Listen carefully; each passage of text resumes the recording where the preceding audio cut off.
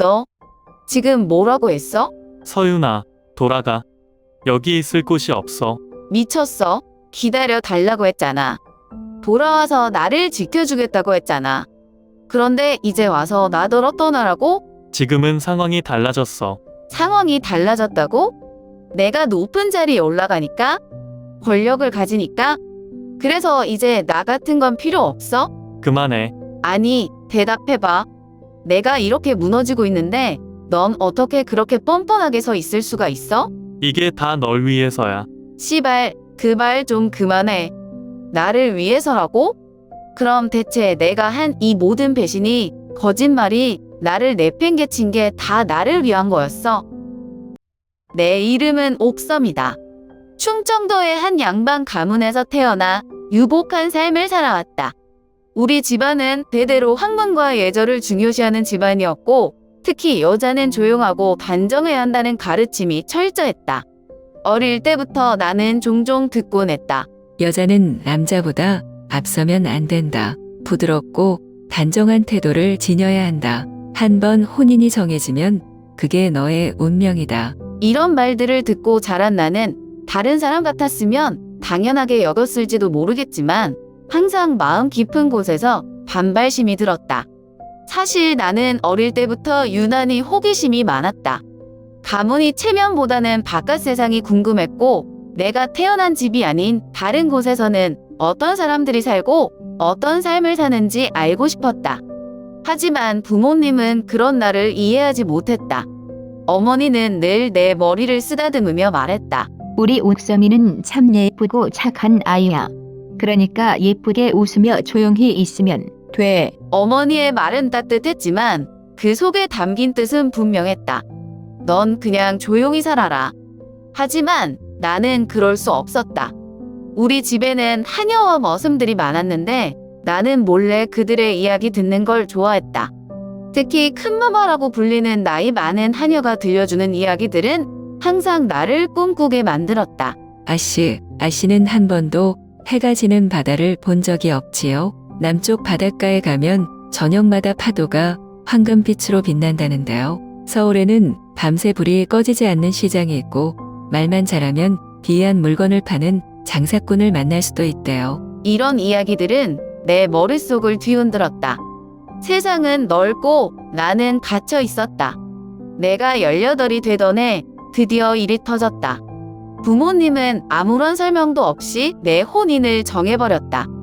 상대는 같은 양반 가문의 도련님이었고 이름만 들어도 훌륭한 집안이라는 말이 따라붙었다. 하지만 정작 나는 단 한 번도 그 사람을 본 적 없었다. 옥섬아, 이제 내가 시집갈 때가 되었다. 아버지가 엄격한 얼굴로 말했다. 그 집안은 훌륭한 가문이고 너는 그곳에서 좋은 아내가 될 거다. 나는 필사적으로 부모님께 애원했다. 부디 한 번이라도 제 뜻을 들어주세요. 저는 그분을 알지도 못하고 사랑하지도 않아요. 그러나 내 목소리는 허공에 흩어질 뿐이었다. 어머니는 내 손을 꼭 잡으며 말했다. 옥섬아, 여자는 사랑보다 안정된 삶이 중요하단다. 그 순간 깨달았다. 아무리 애원해도 아무리 설명해도 아무도 내 말을 듣지 않을 거라는 것을. 그럼 내가 선택할 수 있는 길은 하나뿐이었다. 3월의 어느 밤이었다. 창문 밖으로는 살랑이는 봄바람이 불고 있었고 달빛이 은은하게 집안을 비추고 있었다.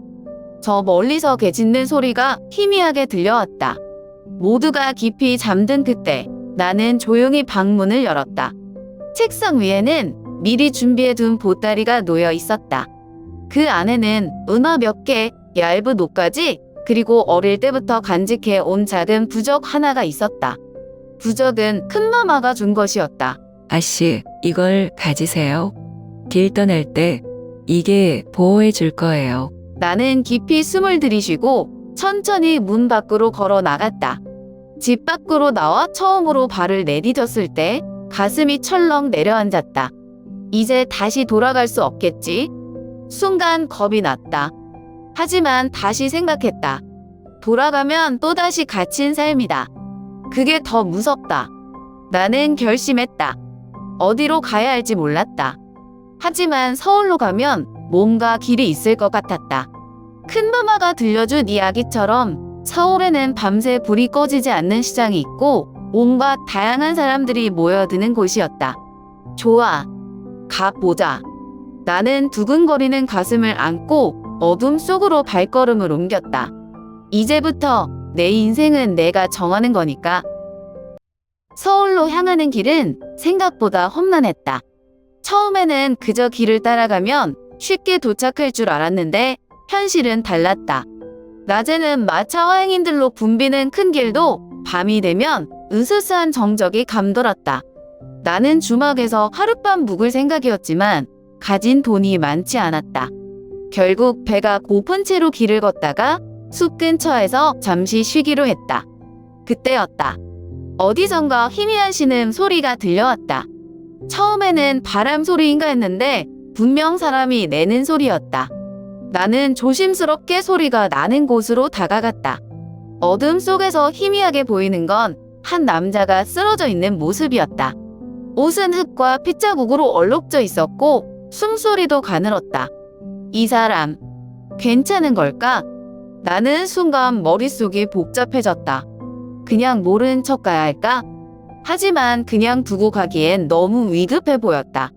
결국 나는 조심스럽게 다가가서 낮은 목소리로 말을 걸었다. 저기, 괜찮으세요? 남자는 힘겹게 눈을 떴다. 초점 없는 눈동자가 나를 향했다. 가까이서 보니 나이는 나보다 조금 많아 보였고 얼굴은 창백했다. 제발 날 좀 도와줘요. 난 억울해요. 억울하다? 나는 순간 멈칫했다.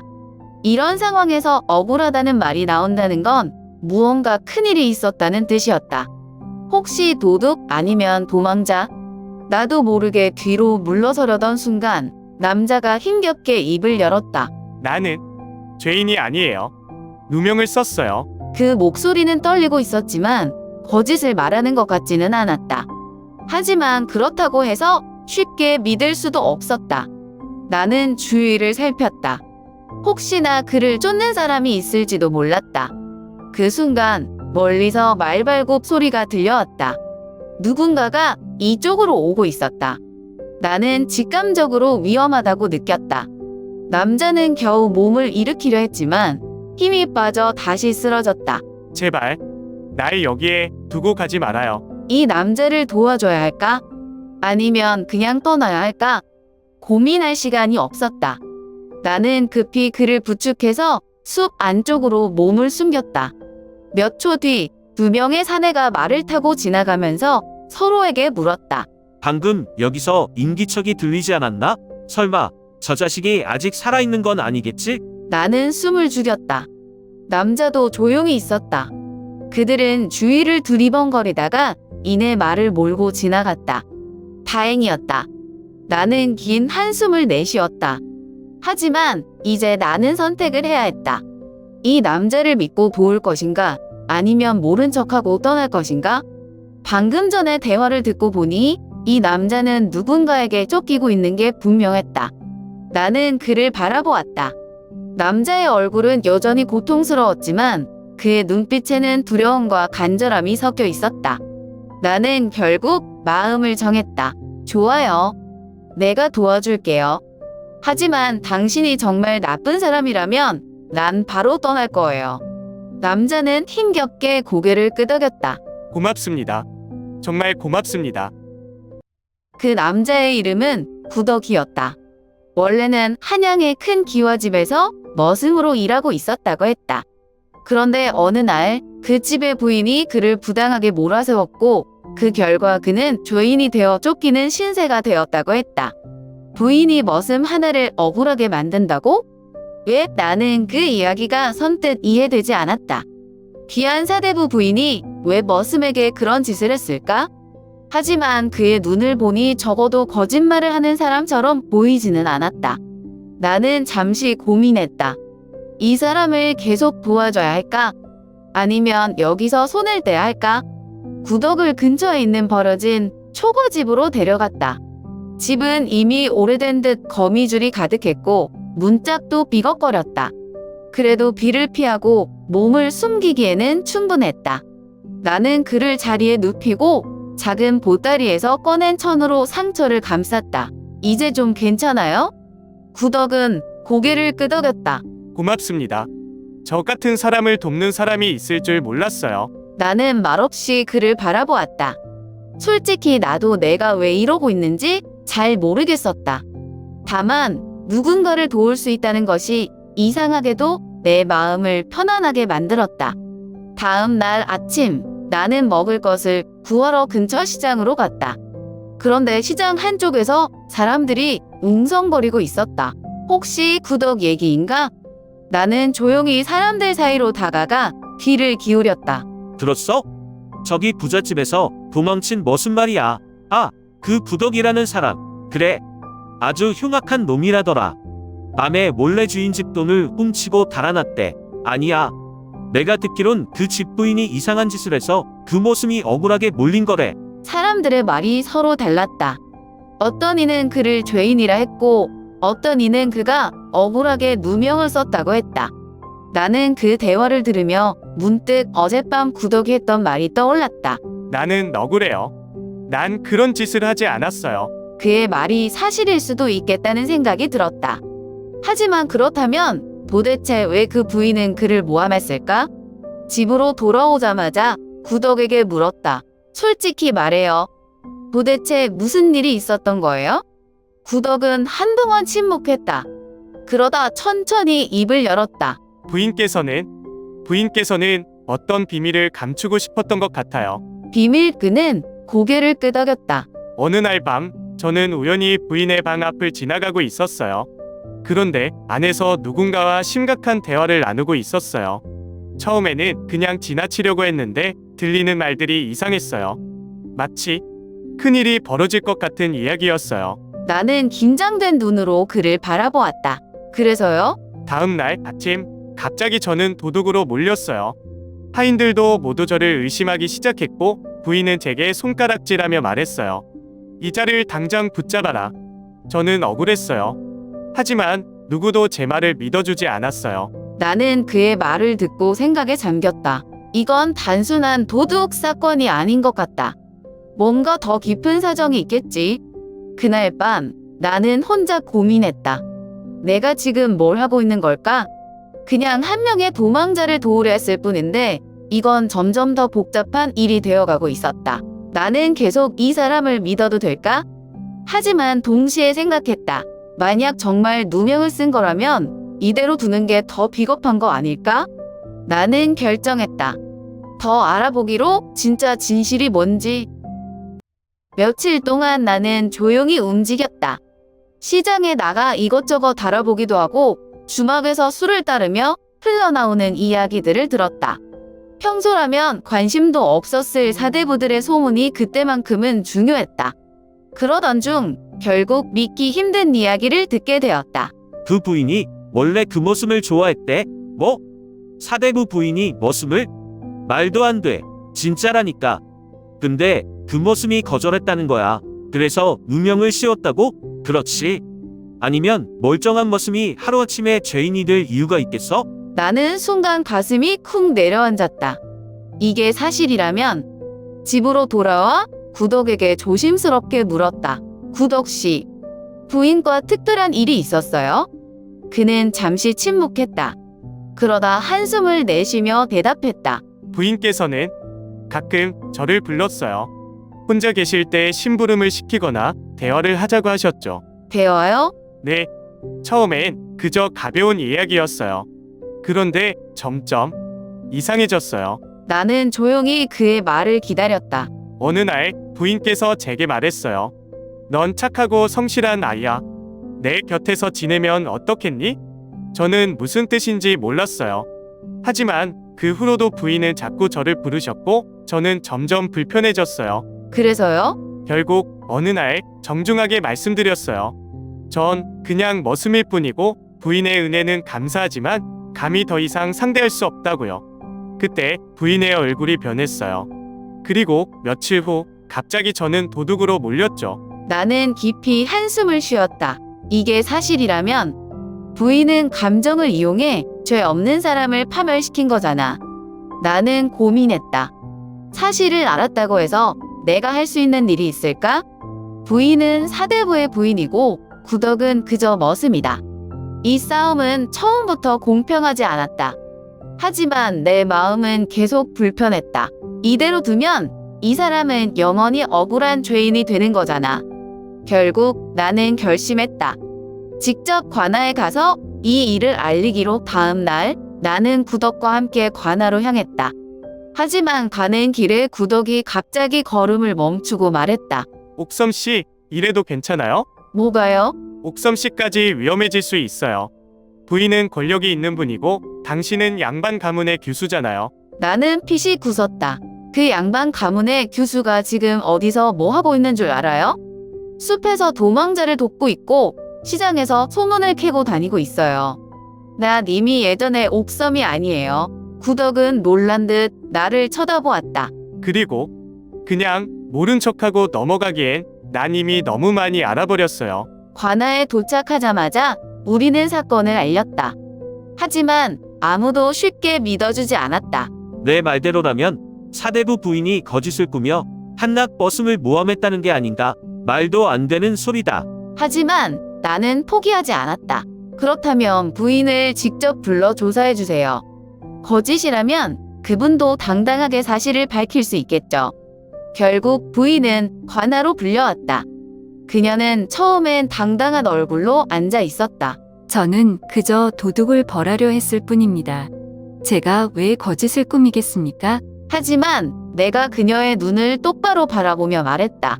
부인께서 구덕을 좋아하셨다고 하던데요? 그 순간 그녀의 얼굴이 순간적으로 굳어졌다. 하지만 이내 다시 미소를 지으며 말했다. 무슨 터무니없는 소리를 하는 거죠? 저와 저 머슴이 무슨 상관이란 말입니까? 그럼 그날 밤 부인께서 구덕에게 하신 말씀을 직접 확인해 볼까요? 나는 주위의 하인들과 머슴들을 증인으로 세우려 했다. 사람들의 수군거림이 커지자 부인의 얼굴이 점점 창백해졌다. 결국 부인은 더 이상 말을 하지 못했다. 판관이 냉정하게 말했다. 증거가 확실하진 않지만 여러 증언이 일치하는군. 부인은 억울한 자를 죄인으로 몰아간 혐의를 받게 될 것이오. 그제야 부인은 완전히 무너진 표정이 되었다. 하지만 끝까지 자신의 잘못을 인정하지 않았다. 재판이 끝난 후 구덕은 나를 바라보았다. 옥섬 씨, 정말 감사합니다. 만약 옥섬 씨가 아니었다면 전 평생 억울한 죄인으로 살았을 거예요. 나는 가볍게 웃었다. 나도 모르겠어요. 내가 왜 이렇게까지 했는지. 전 알아요. 뭐요? 옥섬 씨는 원래 그런 사람이니까요. 남들이 외면하는 걸 보고도 그냥 지나치지 않는 사람. 나는 그 말을 듣고 아무 말도 하지 못했다. 그런 사람인가, 내가? 구덕의 누명이 벗겨지고 난 후 나는 더 이상 집으로 돌아갈 수 없다는 걸 깨달았다. 사실 재판이 끝난 날에도 나는 한동안 멍하니 서 있었다. 이제 어떻게 해야 하지? 내 손으로 직접 진실을 밝혀냈지만 그 대가가 너무 컸다. 우리 가문은 내 행동을 절대 용서하지 않을 것이다. 사대부 가문의 교수가 천한 머슴을 감싸고 심지어 양반 가문의 부인을 법정에서 몰아세웠다는 것 자체가 집안의 명예를 땅에 떨어뜨린 것이었다. 돌아간다 해도 기다리고 있는 건 벌과 감금뿐이겠지. 한편 구덕도 더 이상 한양에서 살 수 없었다. 설령 무죄가 밝혀졌다고 해도 그는 여전히 문제가 있었던 머슴으로 낙인 찍힐 테니까. 결국 우리는 한양을 떠나기로 했다. 우리는 남쪽으로 향했다. 어디로 가야 할지 정확히 정해진 것은 아니었지만 적어도 한양만큼 사람들의 눈이 매서운 곳은 피하고 싶었다. 길을 떠난 첫날 밤, 우리는 작은 산 속에 몸을 숨겼다. 봄이 막 시작되었지만 밤 공기는 여전히 쌀쌀했다. 작은 불을 피워놓고 앉아있는데 구덕은 내내 말이 없었다. 나는 그의 옆에 앉아 조용히 물었다. 뭐 생각하고 있어요? 그는 잠시 불꽃을 바라보다가 나를 향해 희미하게 웃었다. 하지만 그 웃음은 어딘가 슬퍼 보였다. 그냥 궁금해서요. 뭐가요? 옥섬 씨는 후회 안 해요? 나는 순간 말문이 막혔다. 후회라니? 가족을 떠나고 익숙했던 모든 걸 포기하고 지금 이렇게 불 앞에서 몸을 녹이고 있는 내 모습, 솔직히 잘 모르겠어요. 그렇죠. 원래 그런 거예요. 그의 목소리는 담담했지만 그 안에는 여러 감정이 섞여 있는 듯했다. 며칠이 지나고 우리는 작은 시골 마을에 도착했다. 나와 구덕은 부부인 척하며 주막에서 일을 구했다. 사실 부부라고 하기엔 어색하기 짝이 없었지만 둘 다 혼자보다는 함께 있는 것이 안전할 것 같았다. 처음엔 사람들도 우리를 이상하게 쳐다봤다. 내 손은 하얗고 부드러웠고 품고 있던 옷도 사대부 가문의 것이었다. 반면 구덕은 머슴답게 거친 손을 가지고 있었다. 누가 봐도 같은 세계 사람들은 아니겠지. 주모 아줌마가 우리를 보고 말했다. 자네들은 부부라고 했지? 근데 어째 서로 너무 안 닮았어. 나는 웃으며 말했다. 그냥 그런 인연인가 봐요. 하지만 구덕은 아무 말도 하지 않았다. 어느 날 밤 구덕은 혼자 마당에 앉아 있었다. 나는 조용히 다가가 앉았다. 또 생각이 많아 보여요. 아니요. 그냥 뭐요? 그는 잠시 침묵하다가 조용히 말했다. 옥섬 씨는 원래 귀한 집안 아씨였잖아요. 그런데 이렇게 살아도 괜찮아요? 나는 한참 동안 대답하지 못했다. 괜찮은지 아닌지는 아직 모르겠어요. 하지만 지금은 이렇게 사는 수밖에 없잖아요. 그는 고개를 끄덕였다. 하지만 그 표정은 여전히 어두웠다. 전 옥섬 씨랑 너무 다릅니다. 언젠가 이 차이가 더 크게 다가올 수도 있어요. 나는 그 말이 무슨 뜻인지 알고 있었다. 우리는 서로 다른 세상에서 왔다. 같은 길을 걷고 있어도 결국 우리는 너무 다를 수도 있었다. 그날 이후로 우리는 어딘가 서로를 조심하는 듯했다. 나는 가끔 주막에서 일하는 다른 여자들이 나를 쳐다보는 걸 느꼈다. 양반 아씨가 왜 이런 곳에서 일하는 거야? 남편도 참. 가만 보면 아내보다 훨씬 못한 것 같지 않아. 이런 말들이 귓가를 스치면 나는 아무렇지 않은 척했지만 마음 한구석이 쓰렸다. 구덕도 알고 있었다. 그래서였을까? 그는 점점 더 나와 거리를 두려했다. 그러던 어느 날 그는 내게 말했다. 옥섬 씨는 원래 살던 곳으로 돌아가는 게 좋을지도 몰라요. 그게 무슨 소리예요? 지금처럼 살면 점점 힘들어질 거예요. 사람들은 계속 이상한 시선을 보낼 거고 옥섬 씨는 그걸 견디기 어려울 수도 있어요. 나는 순간 화가 났다. 그럼 어떻게 하라는 거예요? 이제 와서 다시 양반 행세를 하라고요? 그것 아니지만 구덕 씨가 날 여기까지 끌고 온 거 아니잖아요. 내가 스스로 선택한 길이에요. 그래도 그는 말끝을 흐렸다. 나는 깊이 한숨을 쉬었다. 구덕 씨는 내가 후회했으면 좋겠어요? 그는 깜짝 놀라 널굴로 나를 바라보았다.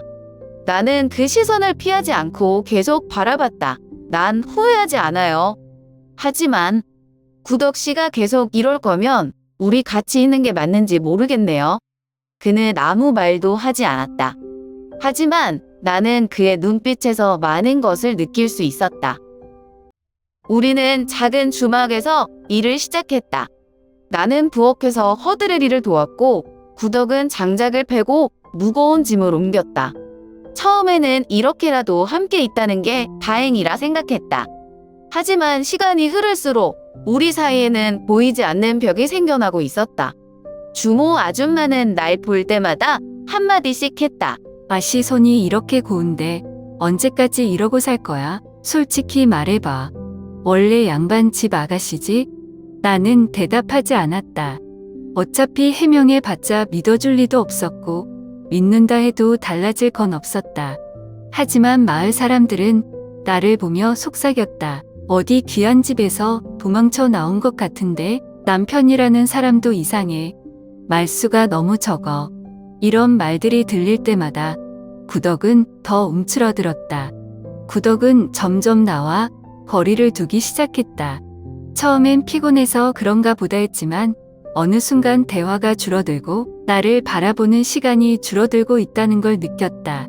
밤이 되면 그는 늘 밖에서 혼자 앉아 있었다. 나는 조용히 다가가 물었다. 구덕 씨, 요즘 왜 그래요? 그는 뜨거운 술 한 모금을 삼키고 나지막이 말했다. 옥섬 씨랑 나는 다르니까요. 나는 한숨을 쉬었다. 또 그 얘기예요? 다른데 다르다고 말도 못해요? 우리가 다르면 어때요? 난 신분 같은 거 신경 안 써요. 그는 핏이 굳었다. 그게 문제예요. 옥섬 씨는 신경 안 쓰지만 세상은 신경 써요. 나는 순간 아무 말도 하지 못했다. 그러더 어느 날 주막 앞에 낯익은 얼굴이 나타났다. 오래전 집을 떠날 때 마지막으로 봤던 사람, 내 친오빠였다. 그는 날 보자마자 다가와 단호한 목소리로 말했다. 옥섬아, 돌아가자. 나는 가만히 서 있었다. 어머니가 아프셔. 내가 돌아오길 기다리고 계셔. 그 말에 심장이 철렁 내려앉았다. 어머니가 아프시다고? 그 순간 그동안 잊으려 했던 모든 기억이 떠올랐다. 어머니가 내 머리를 쓰다듬으며 웃던 모습, 아침마다 나를 챙기던 손길, 그리고 내가 떠난 후 홀로 남아 계셨을 모습까지. 구덕은 조용히 서 있었다. 나는 그를 바라보았다. 구덕 씨. 그는 나를 향해 고개를 끄덕였다. 다녀오세요. 그럼요. 난 곧 다시 올 거예요. 그는 씁쓸한 미소를 지으며 말했다. 아니요. 옥섬 씨는 돌아오지 않을 거예요. 나는 아무 말도 하지 못했다. 그날 밤 나는 뜬 눈으로 지새웠다. 어머니를 외면할 수 없었다. 하지만 한 번 가면 다시 돌아올 수 없다는 것도 알고 있었다. 구덕 씨가 틀렸을지도 몰라. 내가 다시 돌아올 수도 있잖아? 하지만 내 마음 한구석에서 계속 말하고 있었다. 넌 돌아오지 않을 거야. 다음 날 나는 떠났다. 구덕은 마지막까지 아무 말도 하지 않았다. 그리고 우리는 그날 이후 다시는 서로를 만날 수 없었다. 나는 결국 집으로 돌아왔다. 한양을 떠난 지 오래되었지만 집에 가까워질수록 발걸음이 무거워졌다. 어릴 적 뛰어놀던 마당, 매일 들려오던 어머니의 목소리, 그리고 나를 항상 지켜보던 집안 사람들, 모든 것이 그대로일 것 같았지만 나는 예전의 옥섬이 아니었다. 집에 도착했을 때 하인들은 나를 보고 놀란 듯이 웅성거렸다. 아버지는 끝내 모습을 보이지 않으셨고 어머니는 병상에 누워 계셨다. 그 연약한 손이 내 손을 잡았을 때 나는 그제야 실감했다. 시간이 많이 흘렀다는 것을. 옥섬아, 많이 힘들었지? 나는 아무 말도 하지 못했다. 어머니는 내 손을 꼭 잡은 채 힘겹게 물었다. 넌 행복하니? 나는 대답하지 못했다. 입을 열려고 했지만 아무 말도 나오지 않았다. 며칠 동안 나는 어머니 곁을 지켰다. 그녀는 예전처럼 엄격하지 않았다. 다만 가끔 깊은 한숨을 내쉬며 창밖을 바라볼 뿐이었다. 어느 날 밤 어머니가 조용히 내게 물었다. 그 아이는 잘 있니? 나는 순간 심장이 철렁 내려앉았다. 어머니가? 구덕 씨를 아세요? 어머니는 약한 미소를 지었다. 내가 그 아이를 위해 모든 걸 버렸다는 걸 모를 리가 없지. 어미인데 나는 아무 말도 하지 못했다. 어머니는 내 손을 쓰다듬으며 조용히 말했다. 사랑만으로 모든 걸 이겨낼 수 있다고 믿었니? 나는 대답할 수 없었다. 어머니가 세상을 떠난 후 나는 한동안 집을 떠나지 않았다. 내가 다시 돌아온 걸 본 가족들은 아무렇지 않은 척했지만 그들의 시선은 차가웠다. 특히 아버지는 나를 완전히 외면했다. 어느 날 형님이 내게 말했다. 이제 집안 체면도 생각해야 하지 않겠어? 태면. 너는 이미 한 번 집안을 욕되게 했어. 더 이상은 안 돼. 나는 깊이 한숨을 쉬었다. 형님이 틀린 말을 한 것은 아니었다. 내가 선택했던 삶은 결국 가족들에게 큰 상처를 남겼다. 그렇게 시간이 흘렀다. 그리고 어느 날 나는 구덕이 떠났다는 소식을 들었다. 그는 마을을 떠났고 아무도 그의 행방을 몰랐다. 주막 아주머니는 내게 말했다. 그 사람 조용히 떠났어. 어디로 갔는지도 모르고 누구도 그를 본 사람이 없어. 나는 담담한 척했지만 가슴이 철렁 내려앉았다. 정말 이걸로 끝인가? 시간이 더 흐르고 계절이 바뀌었다. 어느 날 나는 옛날 우리가 함께 지냈던 산길을 걷고 있었다. 그곳에는 여전히 봄바람이 불고 벚꽃이 흩날리고 있었다. 혹시라도 그가 여기 있지 않을까? 나는 멍하니 길을 바라보았다. 하지만 아무도 오지 않았다. 그렇게 우리는 서로의 세계로 돌아갔다. 그리고 나는 깨달았다. 운명은 이미 정해져 있었던 걸지도 몰라. 집으로 돌아온 후 내 삶은 마치 멈춘 것 같았다. 아무도 내게 아무 말도 하지 않았다. 형님도, 하인들도, 심지어 아버지조차도. 마치 내가 한양을 떠났던 일, 구덕과 함께했던 시간들, 모든 것이 존재하지 않았던 것처럼 나는 처음엔 차라리 다행이라고 생각했다. 더 이상 결혼을 강요받지도 않았고 누구도 나를 감시하지 않았다. 하지만 그런 조용한 일상 속에서 나는 점점 더 외로움을 느꼈다. 내가 돌아오긴 했지만 이곳은 더 이상 내 자리가 아닌 것 같아. 어머니는 결국 그해 겨울 조용히 세상을 떠나셨다. 그날 밤 나는 홀로 어머니의 방에 남아 향을 피웠다. 연기가 천천히 위로 올라가는 걸 보면서 문득 생각했다. 이제 나는 왜 여기에 있어야 하지?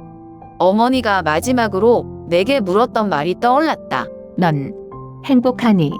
그때도 나는 대답하지 못했다. 지금도 마찬가지였다. 긴 겨울이 지나고 봄이 찾아왔다. 하지만 나에게는 여전히 차가운 계절이었다. 나는 문득 구덕을 떠올렸다. 그와 함께 했던 날들, 우리가 주막에서 함께 일했던 기업, 그리고 그날 밤의 마지막 장면까지. 그 사람은 지금 어디에 있을까? 한양의 시장을 걸을 때도, 언덕길을 걸을 때도 나는 늘 익숙한 뒷모습을 찾고 있었다. 하지만 한 번도 마주치지 못했다. 그 사람도 나를 한 번이라도 떠올릴까? 그러던 어느 날 이상한 소문이 들려왔다.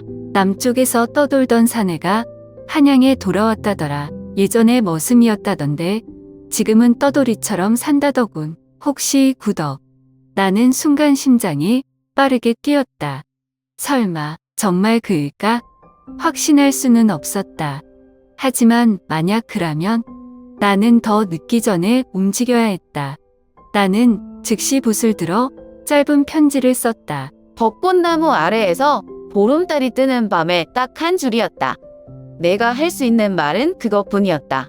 그 편지를 믿을 만한 하인에게 맡기며 신신당부했다. 꼭 전달해줘야 해.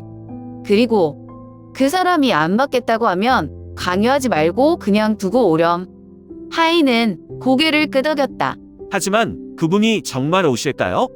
나는 미소를 지으며 말했다. 그건 나도 잘 모르겠어. 정말 올까? 그는 여전히 나를 기억하고 있을까? 아니면 모든 게 지나간 일이 되어버렸을까?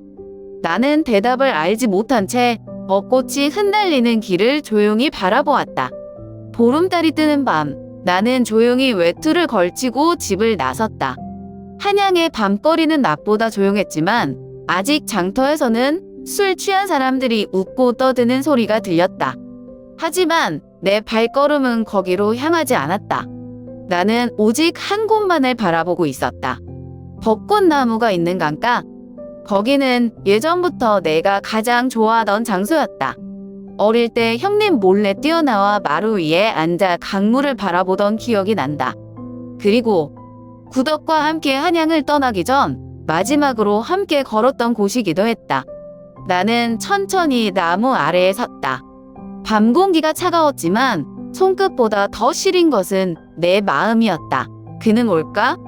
시간이 지나고 벚꽃잎이 바람에 흩날렸다. 나는 하늘을 올려다보며 혼자 웃었다. 바보 같은 짓이었네. 몇 년이 지나고 우리는 완전히 다른 삶을 살고 있는데 단지 한 장의 편지로 그가 나타날 거라고 생각한 내 자신이 우스웠다. 나는 그대로 돌아서려 했다. 그런데 그 순간 저 멀리서 들려오는 발소리? 나는 천천히 고개를 돌렸다. 그리고 거기 나무 아래에 한 남자가 서 있었다. 구덕. 그는 예전보다 더 마르고 수척해 보였지만 여전히 그의 눈빛만큼은 변하지 않았다. 우리는 아무 말 없이 서로를 바라봤다. 몇 년의 세월이 흘렀지만 그 눈빛만큼은 여전히 내 기억 속 그대로였다. 나는 천천히 걸어가 그와 마주 섰다. 하지만 아무 말도 나오지 않았다. 무엇을 먼저 말해야 할까? 잘 지냈어요? 왜 이제야 왔어요? 하지만 말이 필요 없었다. 우리는 서로를 바라보는 것만으로도 모든 걸 이해할 수 있었다. 우리는 나무 아래 나란히 앉아 강물을 바라보았다. 달빛이 강물 위에 반짝였고 바람에 벚꽃잎이 날렸다. 모든 것이 조용했고 마치 세상에 우리 둘만 남은 것 같았다. 나는 천천히 입을 열었다. 어디에 있었어요? 구덕은 잠시 강물을 바라보다가 낮은 목소리로 대답했다. 여기저기 떠돌았어요. 왜? 갈 곳이 없었으니까. 나는 그 일 바라보았다. 그는 여전히 떠돌이처럼 살아왔구나. 하지만 이제는 어디로도 가지 않았으면 했다. 나는 조용히 물었다. 이제는 어때요? 그는 나를 바라보았다. 한동안 침묵하더니 입을 열려다 다시 닫았다. 무슨 말을 해야 할지 모르는 표정이었다. 나는 더 이상 그를 재촉하지 않았다. 대신 조용히 그의 손을 잡았다. 거칠고 차가운 손, 그동안 얼마나 많은 길을 걸었을까. 이번에는 나는 조용히 말했다. 이번에는 당신이 떠나면 난 더 이상 따라가지 않을 거예요. 그 순간 그의 손이 내 손을 더 꽉 잡았다. 나는 그의 얼굴을 바라보았다. 그리고 그 눈빛을 통해 알 수 있었다. 이번에는 정말로 떠나지 않겠다는 것을. 그는 낮게 그러나 단호한 목소리로 말했다. 안 떠날 거야. 바람이 불었고 벚꽃잎이 우리 주위를 감쌌다. 마치 긴 여행이 끝나고 이제야 우리가 돌아올 곳을 찾은 것만 같았다. 이번에는 도망치는 것이 아니라 내가 직접 선택한 길이었다. 더 이상 과거의 나처럼 두려워하지도 않았고 뒤를 돌아보지도 않았다. 구덕과 나는 한양을 떠나 남쪽의 작은 마을로 갔다. 도망자도 도련님과 머슴도 아닌 그저 우리 둘로서 살아갈 곳을 찾고 싶었다. 마을은 한적하고 조용했다. 집집마다 연기가 피어오르고 아이들은 맨발로 뛰어다녔다. 장터에서는 나물과 생선을 파는 아낙들의 목소리가 들렸고 낮이 되면 남자들은 논으로 나갔다. 우리는 그 마을에서 새 삶을 시작했다. 나는 마을 아주머니들에게 바느질과 요리를 배우고 구덕은 농사를 도왔다. 하루하루가 평범하고 고단했지만 마음은 편안했다. 이제는 정말 우리가 함께할 수 있을까? 나는 가끔 그런 생각을 하면서도 지금이 충분하다고 믿으려 했다. 어느 날 장터에서 물건을 사고 돌아오는 길에 구덕이 갑자기 물었다. 옥섬 씨, 지금 후회 안 해요? 나는 잠시 걸음을 멈췄다. 갑자기 왜 그런 걸 물어요? 그냥 요즘 가끔 그런 생각이 들어서요. 무슨 생각? 그는 나를 바라보며 조용히 말했다. 옥섬 씨는 원래 귀한 집안에서 자랐잖아요. 그런데 이렇게 사는 게 힘들지는 않아요? 나는 잠시 말이 없었다. 사실 힘들지 않다면 거짓말일 것이다. 배가 고플 때도 있었고 비가 오는 날이면 작은 집안이 눅눅해졌으며 겨울이 오면 장작이 부족할까 걱정했다. 하지만 나는 고개를 저었다. 후회 안 해요. 정말 나는 웃으며 그의 손을 잡았다. 구덕 씨가 후회하지 않는다면 나도 후회 안 해요. 그는 나를 한참 바라보다가 조용히 고개를 끄덕였다. 물론 우리는 미래를 알 수 없었다. 가난이 우리를 힘들게 할 수도 있고 세상의 편견이 다시 우리를 갈라놓을지도 모른다. 하지만 지금 이 순간 봄밤의 달빛 아래에서 나는 확신했다. 적어도 지금은 이 선택이 틀리지 않았다. 그리고 그것이면 충분했다.